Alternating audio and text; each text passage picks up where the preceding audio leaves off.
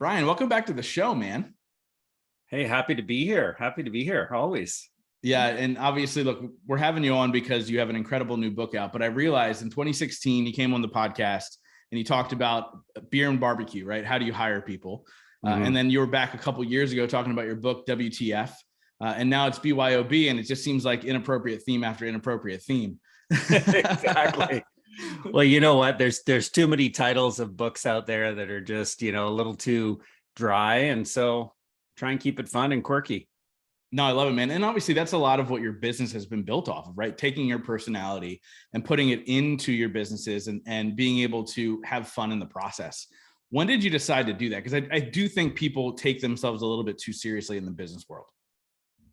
Yeah, I've always been a big believer, take your business seriously, but not yourself. I mean, we are so buttoned down with all our operations across 1-800-GOT-JUNK, Wow One Day, Shack Shine. We care so much about the customer experience and about the people experience, but you got to have fun. Just, my book, you mentioned the book, I'm talking on a banana and people are like, dude, what's with the banana? I'm like, I don't know. Do you ever talk on a banana once in a while in a grocery store? And it's just have some fun and be different, stand out. Yeah. So obviously, look, everybody knows about your success. We've talked about it on the show in the past, and they've seen you on Undercover Boss, and you've been on some major talk shows, and everybody has seen the success you've been able to create for yourself. But a lot of your narrative and what you're teaching is to really the startup entrepreneur, and obviously guiding them through the process of building their own big business. What is it about the startup process that you still enjoy talking about, even though you're running a company that's doing multiple hundreds of millions of dollars? Mm-hmm. Yeah, we're a $600 million business with just 1-800-GOT-JUNK alone. Wow. And it took 8 years to get to that first million. So it took a long time. And today we do $1 million some mornings. So it's amazing that ramp up. But what I love, a couple of things. I still feel like I'm a startup. It's 33 years later and every day is different, filled with challenges, opportunities, problems, all sorts of stuff. And it's just always a challenge. It's always exciting. I was talking to a buddy of mine, Robert Herjavec, one of the Dragon's Den Shark Tank guys. Yeah. And one year we invited him out to speak at our conference. And I asked him, I said, what is it about entrepreneurship that you want to share with other entrepreneurs about the ups and the downs and how people can get through them? And Robert said, Brian, we get to do this. Entrepreneurs get the ups and the downs. And it's just like, we get to do this every single day and how exciting it is. And to me, it's that attitude of just showing up every single day, knowing that it's not easy, but it's fun, great learning. So what I love to inspire most in others is the entrepreneurial journey of building a startup. And if someone hasn't taken the leap for the first time, they say that 66% of Americans, North Americans, want to start their own business one day and have that dream, but most never take the first step. And I wrote BYOB as a way to say, listen, if you've dreamt of being your own boss or building your own business and you haven't taken the leap, let's have a conversation through a 90-minute book, a short read. And I want people to take the leap for themselves. Yeah. And so what do you think it is that stops most people from taking that step? Is it fear? And what do you think they are afraid of? I think it's different for different people. So I started my business at 18 years old. Was I afraid? I had nothing to lose. I had $700 that went into a beat up old pickup truck. What, I lose my life savings of $1,000? Right. I think the older you get, I'm 52. Would I put everything on the line today? No. When I'm 18, yes. So it's different for different people. I think they're afraid of failure. They're afraid of the stress, the effort. They're afraid of what people will think.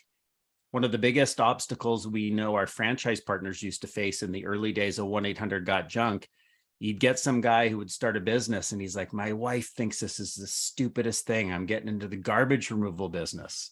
Well, then that same person years later is making hundreds of millions of dollars with an empire they've built. We take some of our franchise owners like Paul Guy. I told you it took me 8 years for me to get to $1 million. He did it in his first full calendar year. And now he's got $100 million business with all of the 1-800-GOT-JUNK franchises he owns. Wow. It's incredible in the beginning, the people that just thought he was nuts. How are you getting into that business? Junk removal? That makes no sense. So I think people are afraid of what others think. They're afraid of failing. They're afraid of not having enough money. They're afraid of not knowing what to do. One of the things, Justin, I talk about in the book, I say there's two paths I believe in for entrepreneurship. Start with a blank sheet, like I did. Start from nothing and just figure it out. But it took me 8 years.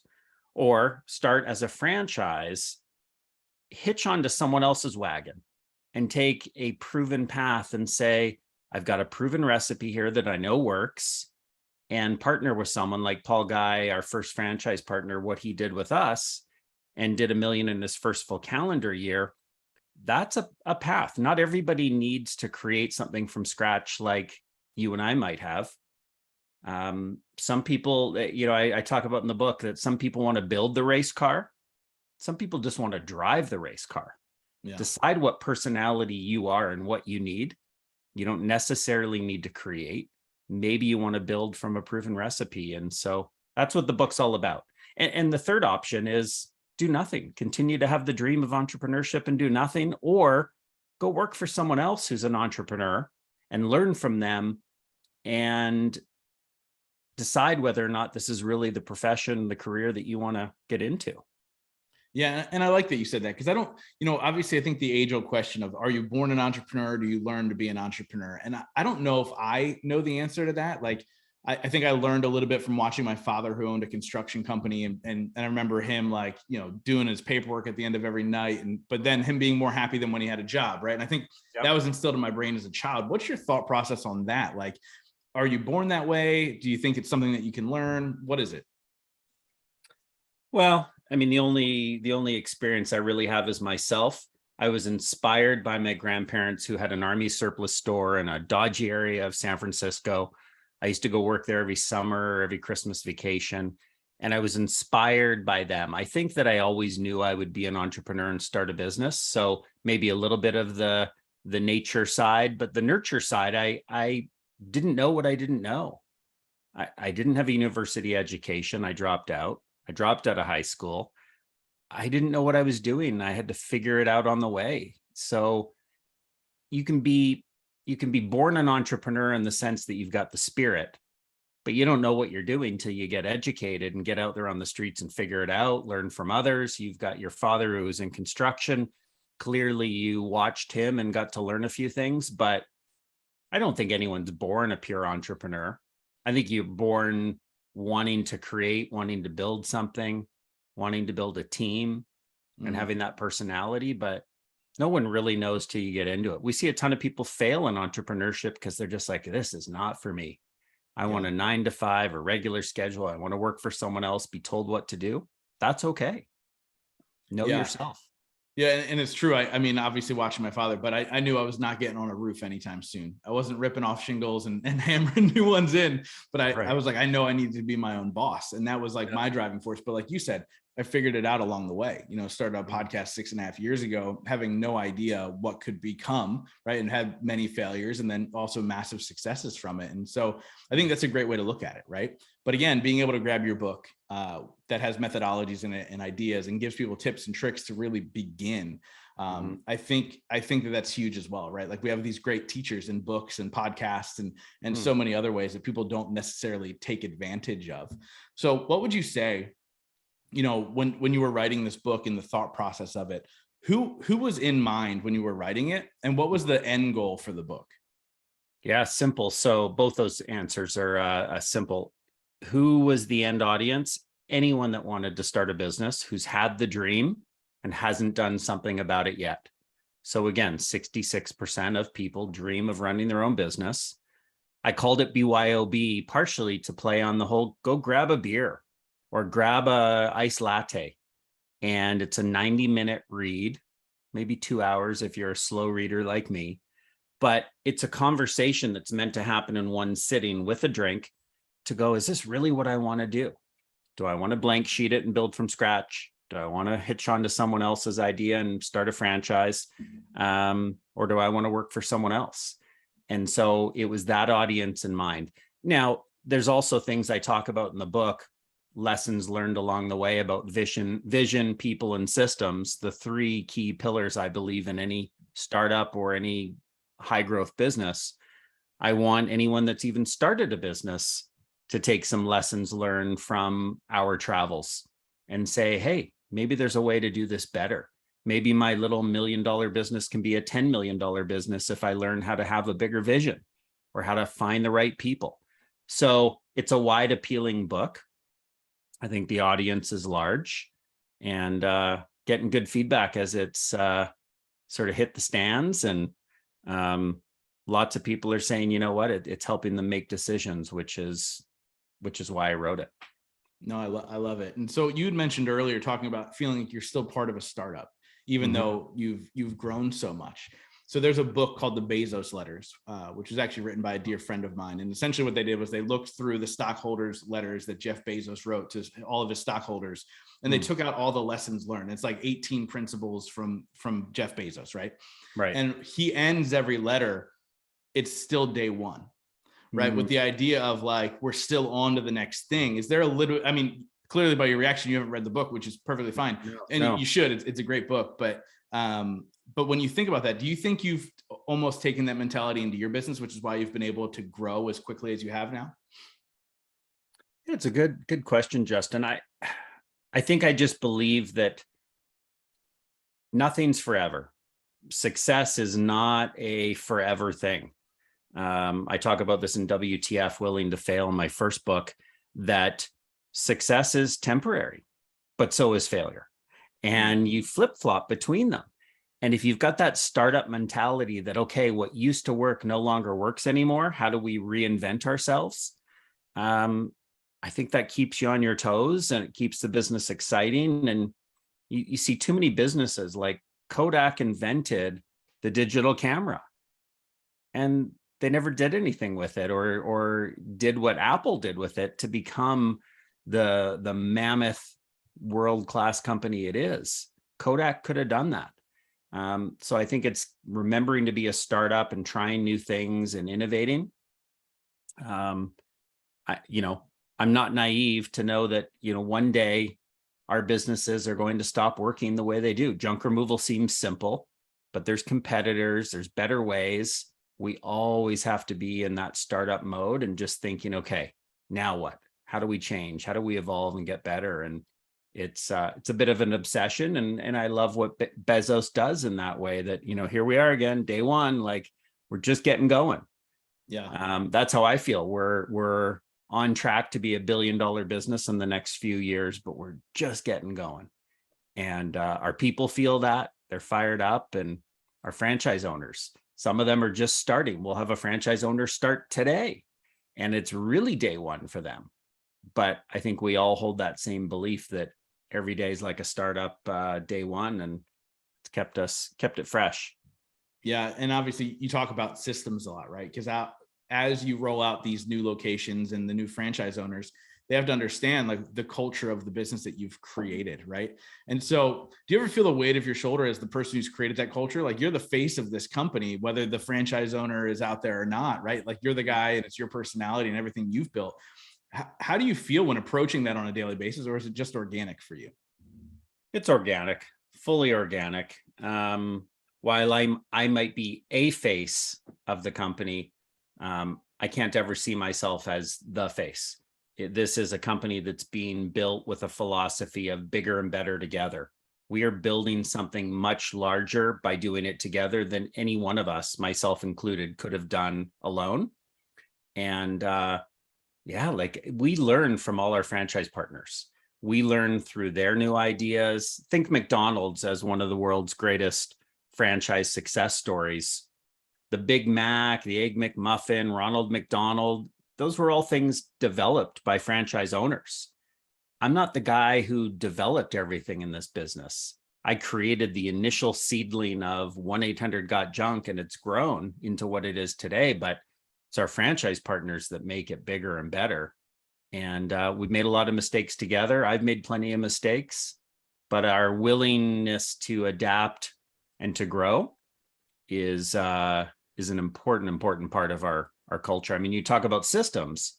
We've got a system for how to fail, what you learn from that failure, systems for how to build and scale. And so while we're entrepreneurial and everything's like a startup, we've also got systems to ensure that certain things happen each and every time. Yeah. Now I'm curious, why did you end up going the franchise route versus, the CEO to all the, and you're running everything? What was that thought process? Yeah, well, you have the Starbucks model of a corporate get out there, and Howard Schultz, who I've had the pleasure to meet many times, he got out there and said, let's raise public money, let's grow this big corporate giant. I didn't want managers, I wanted owners. I wanted people who had skin in the game, who would say, that Shack Shine business, that's mine. That Wow One Day painting franchise, that's mine. I own it. These are my people and my team, but we're a part of an organization, a family of brands building something together. So I wanted skin in the game. I wanted people at the end of the day to go, you know what, it's very difficult to walk away from a business when things are tough, when you're the owner and you're paycheck to paycheck, trying everything you can to make it work, but it's your business, so you have to make it work. Whereas a manager can just say, things are tough and I'm going to quit and go find another job. Mm-hmm. So that was important to me. No, that's huge. And I think that's such a great way to look at it for sure. And I know there's people that have reached out to me as they've listened to my podcast and they're like, I'm trying to grow my business. I'm thinking about doing a franchise this way or this way. And I'm like, I'm not the master of that. Right. But there's definitely people like you that are of, why are we doing it that way versus, and that's just such a great answer, and as I think about everything that you're doing, right, you're talking about all these neat individuals that you've met. You've said Josh York. I believe you're friends with Kara Golden as well. Yeah. So she's been on the podcast. How important has community been to you as you've grown and scaled and all that stuff? How important is getting to know these people that can help you in your success? Oh, it's huge. So as somebody who didn't finish high school and didn't finish college, I got my own MBA, which I call Mentor Board of Advisors.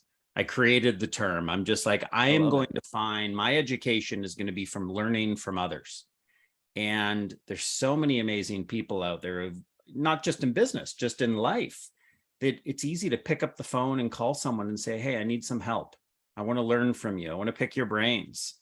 And every entrepreneur and leader I look at on your wall behind you, they've all figured something out. Find the best in the world and reach out. Who's your MBA, your mentor board of advisors, that when you want to learn something that you can say, hey, you figured this out. Give me some shortcuts. And I help people in return. I mean, that's, I think, one of the beauties of entrepreneurship is we love helping each other. We know we've had help along the way. So the importance of community, it's huge. You can, I bet if you look at the podcast community, you're reaching out to other podcasts and hosts and just saying like, I need an introduction to so-and-so. And that's what networking gets us, is we want to help each other. And asking for help, I think, is the hardest part of that equation for most people to get over. But I read a book and I pick up the phone and I try and get in touch with that author. And I'm amazed how many times I've reached out to an author and they're like, whoa, nobody ever calls me. They read my book and they think I'm untouchable. But then now with social media and email, it's easy to figure out how to reach someone and ask for their advice.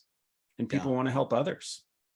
It's so true. And I've learned that obviously over the last 6.5 years, being able to reach out and just ask, right? When I spoke at PodFest, I talked about, reaching out to high level entrepreneurs and individuals and inviting them on your show. And the first tip I gave was ask, because you'd be surprised how often they don't get asked, how often people don't pick up the phone because they think people like you or whoever else is untouchable. Right. And I also look at my podcast as kind of my school, right? Like me learning. I didn't go to college. I did graduate high school. So I feel like I barely, by the way, but I didn't go to college, and this has become my school, right? Like being able to sit down with the greatest minds and be able to pick their brain and then build those relationships where you're able to kind of riff off them and do all that stuff. It's just such a key to success that I think so many people miss because they're afraid to ask, right? Again, going back to your book, Willing to Fail, it's like, look, you got to be willing to fail. You got to be willing to get the no, right? Mm-hmm. Before you move on. So what are you excited about next? What are you most excited about? Because I know as much of an entrepreneur as you are, you have that next thing in mind. Like you're ready to shift and pivot and grow. What are you excited about next? Well, it's interesting. I don't know if it's about a next big thing as in something different. It's the next big thing of doing what we're doing currently in a bigger way. So I'm addicted to growth. I just love when things get bigger and better and faster. So as a $600 million 1-800-GOT-JUNK brand, and Wow One Day and Shack Shine are smaller, but they'll be $100 million brands and beyond at some point soon. I just love watching them grow. So to me, it's how do we crank those up? How do we become a $1 billion business? One day we will collectively with all brands be a $2 billion business. I think when you stay focused, I'm better off having 3 brands than 5 or 10. How do we just really give those 3 brands the love they need, the focus and energy they need to really propel them into the future? So it's not so much what's next, it's just continuing to build momentum with what we're doing. And momentum for me is all around the watching people grow, seeing people take the entrepreneurial leap, having a successful business of their own and building something bigger and better together. So there's no next big thing. Like you can take an Elon Musk as an example. He's always got these crazy ideas all over the place. And I hear his investors right now are going like, just run Tesla, like stay focused, because it can be a distraction. And I've tried to learn from that belief of stay focused, just give everything you've got to what you've got in front of you instead of always looking for the next big thing. Yeah. Now you have this crazy story early on in your business days where you fired every single person in your company. Mm-hmm. And it leads me to think some people would look at that and go, maybe the idea is not the best idea. Right. And they would just quit on their dream of building this big business, what they wanted. When do you know? Like when do you go, okay, maybe the idea is not good enough and I should just let it go or pivot it versus, the drastic thing you did, which is letting everybody go and starting over essentially. Like, is there a marker where as an entrepreneur you go, okay, maybe this isn't the right idea? Yeah. So first of all, I didn't have the right people. They didn't have the happy, smiley attitude and the optimistic belief that we could build this. And so I fired all 11 people in my company. And that was a leadership mistake on my part that I just didn't find the right people for me. But I don't know when you ever really know whether or not you've got the right idea. Businesses pivot all the time, and sometimes they pivot too soon and they make a pivot when they should have stayed focused and stuck with the idea that they were already on. The best way I think to explain it is it took me 8 years to get my business to $1 million in revenue. There were so many periods there along the way when I could have given up and said, well, I don't have the high school education, the college education, don't have the money. Maybe it's not a great idea. I can't seem to grow it beyond 5 trucks. I don't know how to hire more senior people. Like there were so many challenges, but I stuck with it. Even when people in the franchise space told me as experts from McDonald's and other businesses, they said, Brian, this can't be franchised. And I said to them, why not? What's missing? What would make it franchisable? What do I need to be thinking about? What are the questions I need to ask? And so I was so curious and still am. That's what got me to change the business model and do it differently. So, hey, 50 franchise owners in 1-800-GOT-JUNK in the early days, we weren't making enough money. We weren't sure this was really going to work. But at a couple hundred franchises, we started to really believe like, okay, we figured this out. Oprah's talking about us. Ellen DeGeneres is talking about us. We were getting some big press, but it takes a long time. I think entrepreneurship is a long game. A lot of people look at it and go, oh, this is about getting rich. Well, if that's your motivation, don't bother. Don't become an entrepreneur, because you have to have the patience and the staying power to get through those dark days and tough moments where you want to almost quit, to get to a point where you've been so tenacious and the business does eventually work for you. But I look at Josh York behind you, right? We've talked about him. Yeah. He's still in startup mode, still trying to make his business fly, still trying to figure out what the best model is. and he's got more energy than just about anyone I've ever met. The guy's on fire all the time. But it's not easy. It takes a long time. I think circling back, I guess, with the question of when do you know you're on the right path? It was 15 years of me building 1-800-GOT-JUNK before I really had a sense of, okay, we got this. This is the right direction to be going. Wow. And that's a long time. And that's why some people also buy a franchise, because it's a little more certainty and you can do it sooner and quicker. Someone I talk about in the book who I get to have dinner with next month, Shaquille O'Neal. Shaq, I met during the pandemic virtually. We connected. He spoke at our conference. We continued to connect and chat. Yeah, the guy's unbelievable. And one of the things I loved about him when I met him was he got into franchising because he said, hey, listen, Brian, I took all my skills from basketball, my desire to win, my competitive spirit, building and leading teams. He said, I didn't need to be the guy creating a new idea. I wanted to take someone else's idea and just ratchet it up really, really quick. He's built $500 million worth of wealth. He's an entrepreneur that's having crazy success. And he's just dialing into other businesses and saying, I know how to put a team together. I know how to lead them. I know how to set some big goals and cheer them on. And it's great, right? So I realized Shaq's the franchise king. And most people didn't know that. I mean, he's adding a level of glamour to the franchise world. And he's making the business sexy. And he's bringing his brand to something that people originally thought was, I don't know if I want someone else's idea. Why not? It took me 8 years to get to $1 million in revenue in my own business. And then Paul Guy, our first franchise partner, does it in his first full calendar year. Franchising can work. But hey, my book looks at both paths. Start from a blank sheet or start a franchise. I honestly don't care which direction people go. Just go. If you really want to start a business, I want to inspire you to go start one. Yeah. So is Shaq getting in the junk business? He's not getting into the junk business, but he's certainly somebody that I'm enjoying connecting with and sharing entrepreneurial spirit with. And, who knows, maybe we'll do something together one day. He's fired up with changing the world in the same way that I am. That's awesome. I love it. So I want to ask you a question that I get to ask every single person that comes on the show. And I may have asked it to you last time and I don't remember. So here we go. If I don't remember, you don't remember.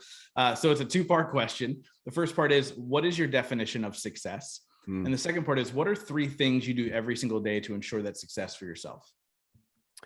Yeah. So the success one, I think you did ask me, and I think my answer was the same. I met Paul Orfala, who started Kinko's. They sold to FedEx, Kinko's FedEx. And I remember hearing him speak. I met him at a small entrepreneur conference, and someone said, what's success to you? He had just sold his company for gazillions. He never even told us how much, but he was flying a private jet. So I figured it was a good sum of money. He did all right. And yeah. Someone said, what's success to you? And he said, that's easy. If my kids want to spend time with me when I'm an adult, that's success. I got 3 young kids. Of course, they want to spend time with me now. I'm their dad. But if I've parented them well and led them well and inspired them and we become friends, and when they're all grown up, if they want to hang out with me, yeah, that's success. What are the 3 things I do every morning, every day? Pandemic changed my scheduling a little bit with working from home and that kind of stuff, which I know we're starting to get out of. But my regular daily routine typically would be get up at 5:55 a.m. And the first thing I do is in my iPhone, I set my intention. I write down the one thing that day that I am going to do to ensure I'm successful. And it could be something as little as just, the type of food I eat that day, not drinking alcohol that day, making sure I get on my Peloton that day. Like, it could just be setting my mental attitude towards a healthy body, healthy mind. Or it could be a certain phone call that I've got to make to a Shaquille O'Neal or whatever it is, right? Like it's what's that one big thing that's most important today, setting my intention. And then on the bigger level, it's my visioning, my painted picture. What does my future look like personally? What does my future look like in my business or businesses?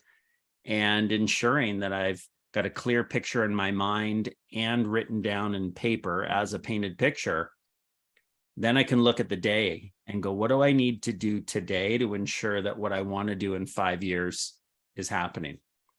And it's staying positive, not taking myself too seriously by any means, taking the businesses seriously, my team seriously, but having fun every step of the way. So why 5:55 a.m.? It's more precise. Like it's the same way we do our daily stand-up huddle meeting at 10:55 every single day, and all hands on deck company meeting. If you tell someone wake up at 6 o'clock, it's easy to hit that snooze button and you get up at 6:10, 6:15. It's still kind of 6 o'clock. But 5:55 is that, like, I am up before 6. Yeah. Like it's just like, boom, that's the time. And I think that specifics are more believable than generalities. If you've just got a finer point on something, the goal's clearer. My morning goal, get up at 5:55. Now, do I ever sleep in? Of course, I'm a human being, and sometimes I'm tired, sometimes I'm depressed, whatever's going on. Yeah. But generally speaking, my rule is get up at 5:55, set my daily intention, and that leads me through the day. So the reason I asked that question, I set my alarm every morning for 5:53 a.m. Oh, dude, you beat me by 2 minutes. I'm changing mine as of tomorrow to 5:52. Yeah. So, but here's why. Because if I set it for 6, there was a mental thing on the hour of like, oh, the alarm's waking me up. I'm not waking up because I want to wake up.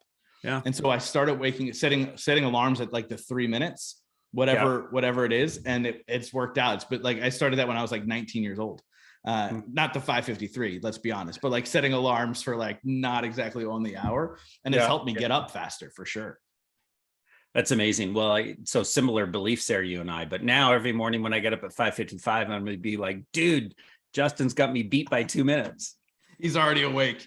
Awake. No, I love it, man. I love it. So I wrap up every single episode with the same question. And I've asked you this question twice already. So I'm going to change it a little bit for you. But before we get there, how do people get the book? How do people get a hold of you? What's all the fun information? Yeah, I mean, the book, go to Amazon, right? Who sells more books in the world than Amazon? And just put in BYOB, put in my name, Brian Scudamore, into Google, into Amazon. You'll find everything you need. We're across all the social media platforms. Love inspiring entrepreneurship. So if I can ever help anyone, don't hesitate to reach out and send me a note. But yeah, I would love, what we did with the BYOB is obviously there's a hardcover and paperback, but we made the Kindle 99 cents. So we actually lose money on every copy, but it was just make it accessible. Someone wants to start a business and get inspired. I've learned so much from other people, and I've shared that in the book. We've got some great stuff to share, which is why we wrote the book. And I was talked into it by my co-author, Roy H. Williams. When I wrote the first book, he said, you just got to do this. And I said, my ego doesn't need a book. I'm not an entrepreneur that needs to check that. I'm an author box. And he goes, Brian, I've been telling you for 8 years, you got to write a book because we believe in the stories that you and your people have to share. So we wrote the first book. We wrote the second. I know there'll be a third now. So it's become a fun process. And when you get feedback from people who say, oh man, I read your book in one sitting and this is what I got out of it, makes a difference. I love it. I love it, man. Obviously I host a community, which you're coming in as a guest mentor in 2 weeks. And we just had our call today because we have a call every Tuesday. And they're so insanely excited to be able to learn from you because you are that giving person who's willing to pour into entrepreneurs and pour into individuals that are looking to live a dream, because you know how great it is once you figure it out, even though it took you 15 years. By the way, mind blowing. I love that 15 years. People were telling me it wouldn't be franchised and this and that. Dude, that's super inspiring. And so I'm glad you shared that during this conversation for sure. Now, it's been 33 years and they say these overnight success stories sure take a long time. But here's the key. Here's the absolute key, Justin. While it took those 15 years before I'm like, okay, I think this is going to work. Those first 15 years, I loved every minute of it. And that goes back to that point that Robert Herjavec shared was like, remember, we get to do this. When you fail, when something's going wrong, remember and still get to go, okay, I'm an entrepreneur and I get to control my own destiny. I get to do this. I get to solve this problem. And so it's how we see the world that becomes so much a part of our success moving forward. Yeah, I love that. Now, I said I was going to go to the last question, but something just popped in my head. Sure. So I believe that you've made junk sexy in a way, right? Like there's a lot of junk hauling companies out there. We see them, but 1-800-GOT-JUNK is sexy. Like the brand is great. You've done great things. And you ended up on Ellen, which was a goal of yours, right? I wanted, how did that happen? How do you go from being the CEO of a junk removal company to ending up on Ellen, which at that point was like the largest show on TV? Yeah, she had a 19-year season and we were on her final season. And here's something I'll share, and I don't want it to sound like bragging because it's not a humble brag, but it's part of the story. I was the first CEO that she ever had on the show. Wow. So now Bill Gates was there at one point, but that was because of his charitable foundation. He was no longer a CEO. I was literally the first CEO, and they said, no, over and over. They said, we don't have, you're not the type of person we have on the show. We have actors and actresses and musicians and this and that. But I kept sharing with them. We were there twice. The first time was they did a little skit on 1-800-GOT-JUNK, which was awesome. And Ellen and Andy, they had fun with the story. I wasn't there though, telling our story of the great things I thought we could do in the world. And so I kept pitching Ellen. And when I met Ellen in the green room or before 1-800-GOT-JUNK went on, she and I connected over this common belief of possibility, that if you imagine big things, you never know they might happen. And I've got the sign over my right shoulder, Walt Disney quote, "It's kind of fun to do the impossible." And she and I, Ellen and I, connected over this concept of, she said her whole life was just thinking ridiculous things, and somehow they would just end up happening as if by magic. And so I said, one of my gifts in the world, I believe, is inspiring people to create a can you imagine wall, taking what Ellen and I saw as these big, bold ideas and putting them on walls to see them every day, whether in your home or your business or in a school. And so Ellen finally connected with, I want Brian on the show. She invited me on the show because we brought another teacher from a school in a rougher neighborhood of Washington, D.C., a guy named Darrell Watson, who was a band leader with them for 20 years, still is. And I said, I'm going to come to your school and we're going to build a Can You Imagine wall. We're going to inspire your students to think big, to come up with the biggest, boldest, craziest ideas you've ever dreamed of in the world. And some of them are going to go out and make some of these magical things happen. And so Ellen saw me not as a CEO, but as someone who could be a game changer and spawn a movement in the world. And we made it happen, and boom, there you go. So it really had very little to do with the business and more just to do with, I saw it as a goal. I was going to make it happen. Took 20 years to make it happen. And if I didn't have 1-800-GOT-JUNK and all the growth and momentum, it wouldn't have happened. But you know, to finish it off, I mean, there I am on stage, and I think I got 3 hugs from Ellen. I'm just going, what is going on? This is the most unbelievable thing. And so if you start by believing you can do incredible things and you write them down, that's the beginning. And it might take 20 years, but if you really believe, like a Josh York or any of the people you've got on your wall there, I mean, they're big thinkers, big dreamers like you, Justin, and that's what makes the world so special. I love it. Brian, thank you so much for coming on. Like I said, I want to wrap up with a question. I used to ask this question all the time, and I haven't in years. And so I'm curious, at the end of your life, if you could only be remembered for one sentence, right? Everything else disappears, but they remember this one sentence about Brian Scudamore. What would that sentence be? Well, I mean, Walt Disney already took it, but it's kind of fun to do the impossible. I guess in my words, I would say, if you imagine big things, you never know, they might actually happen. I want to inspire others to just dream big things. Every single person in this world has a gift. They might not have unwrapped it yet, but it's inside. And so I want to be remembered as someone who inspires greatness in everybody. I love it. Brian, thank you so much, man, for coming on a third time. By the way, you're only the third person to come on 3 times. So thank you so much. I appreciate you. I appreciate your knowledge that you shared, man. Thank you so much for inspiring the world. It's been incredible. Yeah. Thanks for having me, man. Love these conversations.